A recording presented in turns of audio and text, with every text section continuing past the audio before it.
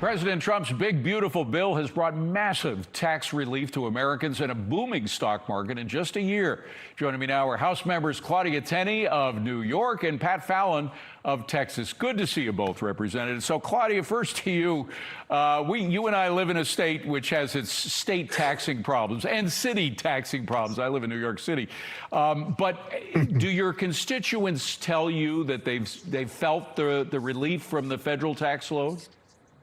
Oh, yes. I've heard from constituents all over my district. They're thrilled. I've especially heard from seniors. You know, over 45 million seniors were able to take advantage of that enhanced senior tax credit and are getting money back. And they're really thrilled about that. It's really a tax deduction, I want to say. And it's been incredible. And remember something on doubling the standard deduction. 127 million families use that. That's 90% of filers. The child tax credit increased. 40 million families have used that. The no tax on tips, that's another 29 million. The no tax on overtime, another 7 or 8 million people who work in jobs that are tipped. It's incredible. And you're also seeing the stock market going up. All while you said, David, which is so important, our state, unlike my wonderful colleague from Texas, in the free state of Texas, we're fighting against our state government that's being brought down by Marxism that you're seeing on the rise in New York State. So the people in upstate are grateful for what we've done on the federal side, and they're very happy about the one big beautiful bill, including the border security and all the other things that were in that really massive, important bill. Well, let's talk to somebody from a zero tax state, from the great state of Texas, where they have zero income tax and a lot of other benefits for not only working people, but also for businesses. Pat, it's incredible when you think about what we have to go through in New York, what the Californians do, what the folks in Illinois do. But the main thing that Claudia said that interested me is rich people, wealthy people don't get paid in tips. Wealthy people don't use overtime. So these benefits are directly helping the working class of America. And David, exactly. And that's what we're seeing with our constituents as well down here is, as you said, we don't have a state income tax in the free state of Texas, but there's more money in their pocket. The average household has thousands more dollars of discretionary income because of the one big beautiful bill and President Trump working strongly with the House and the Senate. And David, my two favorite countries, for the record, are America and Texas. Okay. Well, luckily you don't have to secede from the union. You're in tune with the union at the moment. But Claudia, you know what's not in tune with the union and with America in general are these Marxists that you just talked about, who are controlling more and more of what goes on in this state. And you have, not only do you have the problem with the Marxists, but even what used to be sort of a mainstream Democrat, Governor Hochul, is kowtowing to them in every way, shape, or form and forcing more concessions to their screwed up way of thinking that the economy works, which it doesn't. Yeah, this is unfortunate. And it's not just blue cities and blue states. It's creeping into the entire Democratic Party. Look, the leader of the Democratic Party right now is the Marxist, anti-Semitic, anti-police mayor of the New York City, Zoran Mandami. He's leading their party. He's driving the agenda. And the Democrats have to grapple with that. You know, you see Hakeem Jeffries endorse the socialist, anti-American candidates that were elected. I think there's a real problem when you talk about communism and you talk about Marxism, as they're talking about, is antithetical to everything our oath of office is when we talk about the 250th anniversary and talking about freedom and individual rights. It's the exact opposite. So this is a real conundrum and difficulty for the Democrats.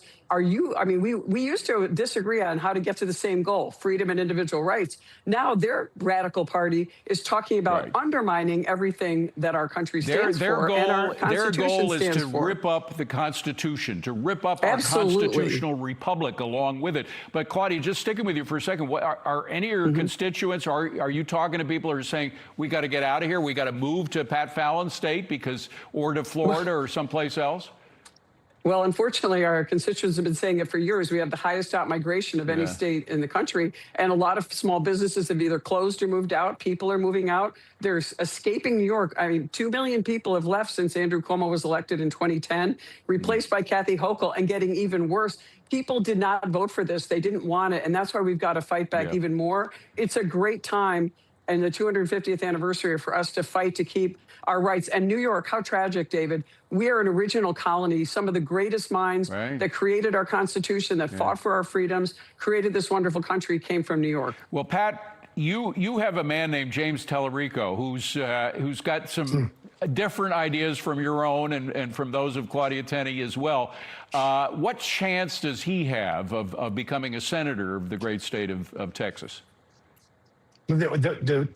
When you think you can't lose, David, that's when you can. So I do think that Ken Paxton's in a very good position. He's a great friend of mine. He reflects the values of vast numbers of Texans. James, as I call him, Telefrico, is a fraud. He's a liar. You wouldn't hire him to do anything for you. He has no accomplishments other than regurgitating Occupy Democrat talking points. Ken Paxton is accomplished. Ken Paxton is a proven conservative in the private sector and in the public sector. And as you mentioned, people vote with their feet. That's why you see states like Florida and Texas and Tennessee and others growing, is because we have limited government. We have a commitment to business-friendly ideals, limited government, low taxes, reasonable regulation. These are formulas for success. Claudia, I'm just curious, and I'm going to ask both of you, what are you doing for July 4th? Well, I'm here in Washington, D.C. My son actually lives in Virginia, and he's a Marine major. Just like you and I have our Marines in common. And we're going to celebrate the 4th of July. We're going to go down and sweat it out. We want to see the flyovers and the biggest fireworks show in the history of the planet. Yeah. And we're very excited about that. This is a really great, I hope America wakes up. The young people recognize that, Ronald Reagan famously said, freedom is only one generation from being extinct. It's not in our blood. We don't pass it through our blood. Yeah. We've got to make sure these people understand this gift we've been given, and I hope that people celebrate it. Pat Fallon, tell me about you're going to a Texas barbecue. I want to hear about a Texas barbecue. What do you think? I'm going to get my protein on, David, my freedom protein. I'm going to eat some freedom fries, too, in the free state of Texas. And then I'm going to go join my colleague, Claudia, who we serve on the Intelligence Committee together in D.C., and then go up to New England and visit my 2 Republican sisters.